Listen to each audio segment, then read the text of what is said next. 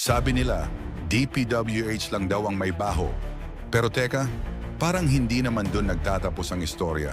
Kung dike at kalsada ang kinurakot sa DPWH, sa ahensya naman ng DA, Department of Agriculture, binubulsa pati binhi at pataba. Bilyon-bilyong pondo para sa magsasaka.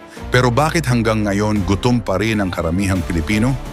At kung tulay at flood control ang naging multo, sa DOH naman, gamot at ospital ang naging anino.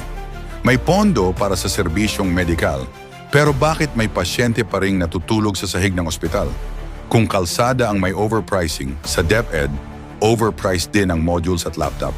Mga guro, pinapasa ng sistema, habang ang mga bata nagdurusa sa bulok na edukasyon.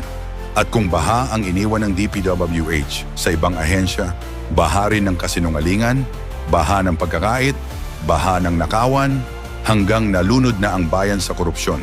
DPWH pa lang ang naibubulgar, pero paano kung isa-isahin pa natin? Ilang ilog ng dugo, ilang bundok ng utang, ilang buhay ang kailangang malibing bago sila managot? Gising Pilipinas,